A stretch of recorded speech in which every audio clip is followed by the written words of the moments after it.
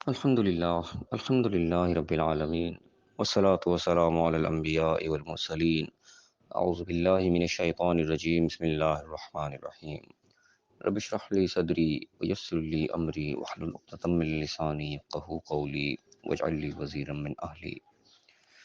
محترم سامعین، السلام علیکم ورحمۃ اللہ وبرکاتہ۔ الحمدللہ، قرآن پاک کا مطالعہ ہمارا جاری ہے۔ سورہ توبہ کی آیت نمبر 59 تک ہم پڑھ چکے ہیں۔ آج انشاءاللہ آیت نمبر 60، 61 اور 62 پڑھیں گے۔ سورۃ توبہ کی آیت نمبر 60 جو ہے وہ خاص اہمیت کی حامل ہے۔ اس میں زکوٰۃ کے اور صدقات کے مصارف جو ہیں وہ بیان کیے گئے ہیں کہ زکوٰۃ اور صدقات جو ہے وہ کس کو دینے چاہیے، کون اس کے حقدار ہیں۔ دیکھتے ہیں اللہ تعالیٰ نے کیا ارشاد فرمایا ہے۔ اعوذ باللہ من الشیطان الرجیم، بسم اللہ الرحمن الرحیم۔ انما الصدقات للفقراء والمساکین والعاملین علیہا والمؤلفۃ قلوبہم وفی الرقاب والغارمین وفی سبیل اللہ وابن السبیل، کہ بے شک صدقات جو ہیں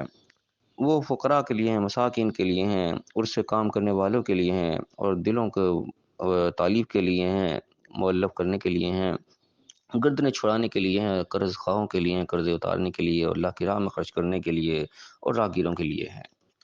یہ اللہ تعالیٰ نے 8 حقدار، 8 مصارف بیان کیے ہیں۔ اب یہاں پہ لفظ صدقات کا ہی آیا ہے، اور قرآن میں یعنی کہ زکوٰۃ کے علیحدہ سے مصارف نہیں کو بیان کیے گئے۔ زکوٰۃ بھی اسی مصارف کے تحت دی جاتی ہے۔ زکوٰۃ بھی یعنی کہ جو بھی چیز ہم اللہ کی رضا کے لیے، اللہ کی خوشنودی کے لیے دیتے ہیں، جس کا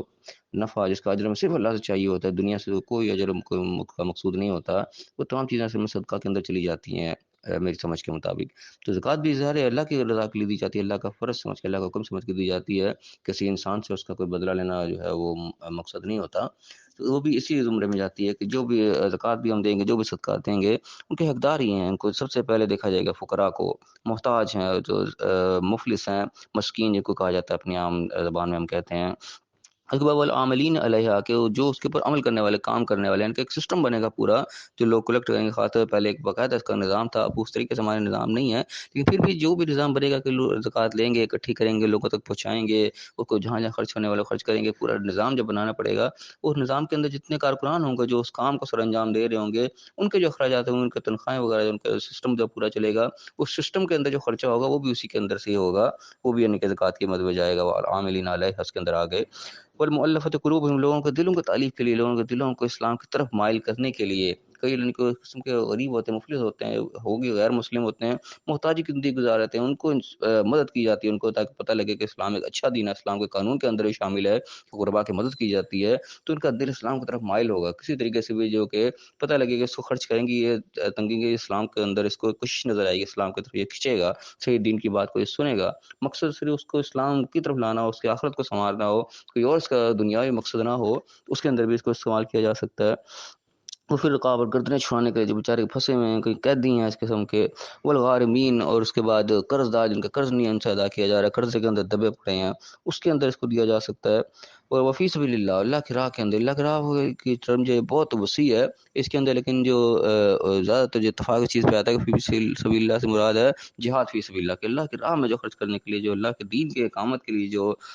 مال ہے، اس کو بھی یہاں پہ خرچ کیا جا سکتا ہے۔ تو بہرحال یہ اللہ نے جنرل ورڈ استعمال کیا، یعنی کہ کوئی بھی کوئی جو مناسب مل رہا، کوئی کنڈیشن اس قسم کی آ گئی ہے، جس طرح بتایا جاتا ہے کہ ایک دور ایسا تھا کہ اتنی خوشحالی آ گئی تھی کہ کوئی قرض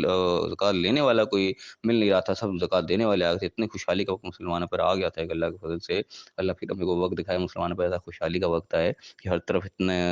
دولت کی، یعنی کہ رزق حلال کی اتنی ریل پہ لو، کوئی محتاج ہو، کوئی فقیر میں نظر نہ آئے۔ تو اس صورت میں فی سبیل اللہ کے یعنی کہ ٹرم اللہ نے یہاں پر رکھی، جو بھی اللہ کے راہ میں خوشنودی کے لیے، پھر اب مسلمانوں کو ہی نظر آئے تو ٹھیک ہے، غیر مسلم پہ خرچ کیا جائے، اللہ کی رضا کے لیے خرچ کیا جائے، اللہ کی خوشنودی مقصود ہو کہ یہ بھی اللہ کے مخلوق ہے، یہ بھی ایک محتاج ہے، ضرورت مند ہے، چاہے غیر مسلم ہے، مسلمانوں میں نہیں نظر آتے غیر مسلموں کو بھی ہم دے سکتے ہیں۔ پھر فی سبیل اللہ، اللہ نے بڑی وسیع یہاں پہ لفظ رکھ دیا یہاں کے اوپر۔ وہ اپنی سبیل، مسافر بھی، مسافر چاہے خود امیر ہو، چاہے دولت مند بھی ہو، لیکن اگر ایسی کنڈیشن میں آ گیا اس کے پاس مال تو کوئی نہیں ہے، اس کی چوری ہو گئی ہے، کوئی اس کی جیب کٹ گئی ہے، کوئی ایسی کنڈیشن آ گئی ہے، وہ محتاج بن کے کھڑا ہو گیا ہے، تو اس کو بھی دیا جائے گا کیونکہ مسافر ہے۔ اس کو یہ نہیں دیکھا جائے گا کہ اپنے شہر میں تو یہ بڑا رئیس امیر چودھری ہے، لیکن اس وقت جس کنڈیشن میں کھڑا ہے وہ مسافر ہے، سفر میں، کوئی اس کا اسپورٹر نہیں ہے، اس مد میں بھی اس کو دیا جا سکتا ہے۔ وہ اپنے سبیل کے بعد اللہ تعالیٰ نے کیا فرمائے گا، فریضۃ من اللہ، یہ اللہ کی طرف سے فرض ہے، اللہ تعالیٰ نے مقرر کر دیا اس چیز کو کہ یہ صدقات، خیرات، زکوٰۃ جو ہے یہ اس مد کے اندر استعمال ہوگی۔ واللہ علیم حکیم، اللہ تعالیٰ علم والا بھی، حکمت والا بھی، یعنی کہ اللہ تعالیٰ نے جو مختص کیے ہیں یہ اللہ کے علم پر مبنی چیز ہے، اللہ جانتا ہے کون اس کے حقدار ہوتے ہیں، اور حکیم حکمت ہے اللہ کی اس چیز کے اندر، جب اس کو ہم اپلائی کریں گے تو اس کے رزلٹ جو آئیں گے وہ اللہ کی حکمت پر مبنی ہوں گے، وہ ہمارے نظر سے پوشیدہ ہوں نظر نہیں آ رہے ہوں گے، لیکن وہ رزلٹ آئیں گے جب ہم اس کو لاگو کریں گے اس اللہ کے حکم کو۔ تو فرمایا کہ وَمِنْهُمُ الَّذِينَ يُؤْذُونَ النَّبِيَّ وَيَقُولُونَ هُوَ أُذُنٌ۔ اب یہاں پھر وہ منافقین والا تذکرہ بھی شروع ہو گیا جو پہلے سے چلتے آ رہے تھے۔ اور فرمایا کہ ان میں سے ایسے لوگ ہیں جو نبی کو ایذا پہنچاتے ہیں، تکلیف پہنچاتے ہیں، ان کو ٹارچر کرتے ہیں، ذہنی طور پہ اذیت پہنچاتے ہیں۔ وہ یقولون هو اذن، کہتے ہیں کہ یہ تو کان ہے۔ اب اذن کا مطلب یعنی کہ مختلف مفسرین نے مختلف انداز سے اس کو بیان کیا ہے کہ اصل سب نے ہائی لائٹ اس چیز کو کیا کہ آپ صلی اللہ علیہ وسلم جتنے لوگوں کی بات کو سن لیا کرتے تھے، ایک نرم دل تھے، جو کسی نے آ کے کہانی بھی سنا دی، کوئی جھوٹ بھی بول دیتے کہ پچھلے تذکرہ چلتا آیا ہے تو آپ صلی اللہ علیہ وسلم مان لیتے تھے، یقین کر لیا کرتے تھے، ایک خدا خوفی کے طور پہ ان کو ایک چھوٹ دے دیا کرتے، جو کسی نے بہانہ بنا دیا، جھوٹا ہی بنا دیا تو آپ صلی اللہ علیہ وسلم پچھلے آیات گزرنے کے اللہ تعالیٰ نے تھوڑی گرفت بھی کی اس کے اوپر کہ آپ نے اتنی جلدی کیوں اجازت دے دی جب تک کہ واضح نہ ہو جاتا۔ تو آپ صلی اللہ علیہ وسلم کا ایک ایٹیٹیوڈ سمجھ میں آتا ہے کہ نرم دل اتنے تھے کہ لوگوں کی بات کو سن لیا کرتے تھے، ان کی بات کو مان لیا کرتے تھے۔ تو لوگوں نے اس چیز کو ایک کمزوری سمجھ لیا، مذاق اڑانا شروع ہو گیا کہ یہ تو بس کان ہی ہے کہ جو ان کو کہہ دیا بس سننے والے جو کو سن لیتے ہیں چپ کر کے۔ تو انگلش کا ترجمہ نے اس کا ہیئرر ترجمہ کیا، سننے والا، کہ اذن سے مراد ہے ان کو سننے والا، بس کان کا استعمال کرتے ہیں جو کہ سن لیا بس مان لیا۔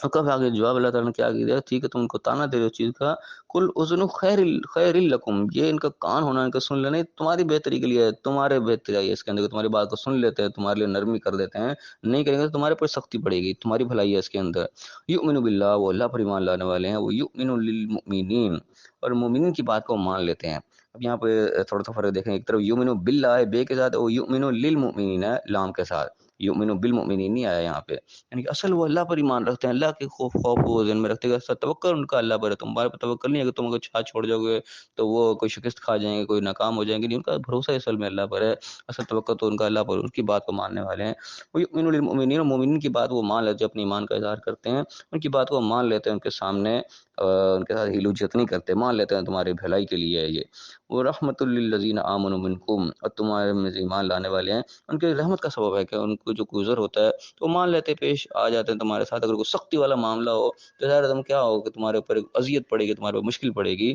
یہ تمہارے لیے ایک نرمی اور خیر اور رحمت کا باعث ہے ان کا یہ کان ہونا، یہ ان کا سن لینا تمہاری بات کو۔ اب ہمیں کہ والذین یؤذون الرسول اللہ لهم عذاب علیم، اور جو اللہ کے رسول کو ایذا پہنچاتے ہیں، تکلیف پہنچاتے ہیں، اذیت پہنچاتے ہیں، ان کے لیے تو بڑا دردناک پھر عذاب ہے، ان کے لیے دردناک سزا ہے ان کے لیے اللہ کی طرف سے۔ آگے اعلان کیا بتایا کہ یحلفون باللہ لکم لیرضوکم، اور تمہارے سامنے قسمیں کھاتے ہیں اللہ کی تاکہ تمہیں راضی رکھیں، یعنی قسمیں کھا کھا کے، جھوٹی قسمیں ظاہر کھا کھا کے تمہیں راضی رکھنے کی کوشش کرتے ہیں۔ واللہ ورسولہ احق ان یرضوہ، اللہ اور کے رسول زیادہ حق رکھتے ہیں اس چیز کا کہ ان کو راضی کیا جائے، اللہ کو راضی کیا جانا چاہیے، اصل میں اللہ کے رسول راضی ہونے چاہیے، یعنی کہ اللہ تعالیٰ دلوں کے حال بھی جانتا ہے نا، اللہ تعالیٰ تو ہمارے نیتوں سے بھی راضی ہوگا، جب ہم خلوصی نیت کے ساتھ اللہ کے لیے کوئی کام کریں گے ظاہر اللہ کی رضا جو بھی حاصل ہوگی۔ یہاں پہ جھوٹی قسمیں کھا کھو کے تمہیں تو راضی کر لیتے ہیں لیکن اللہ ظاہر بات کے راضی نہیں تو اس معاملے میں، لیکن اللہ تعالیٰ کہہ رہے کہ اللہ زیادہ حقدار ہے اس چیز کا کہ بجائے کہ تمہیں جھوٹی قسمیں کھا کھا کے راضی کریں، اصل چیز اپنے خلوصی نیت کے ساتھ، اپنے نیک اعمال کے ساتھ، اچھے رسپانس کے ساتھ جو وہ اللہ اور کے رسول کو راضی رکھیں۔ ان کان مومنین، اگر وہ مومن ہے، یعنی مومن ہونے کے لیے شرط ہے کہ اللہ کی رضا ہمارے سامنے ہونی چاہیے، نہ کہ ہم لوگوں کو راضی کرتے پھریں، اللہ ہم سے ناراض ہو رہا ہو ہمیں پتہ ہی نہ ہو۔ اللہ تعالیٰ ہمیں صحیح سمجھنے کی، صحیح عمل کی توفیق عطا فرمائے اور دنیا اور آخرت دونوں جگہ کامیاب فرمائے، آمین۔ وآخر دعوانا الحمدللہ۔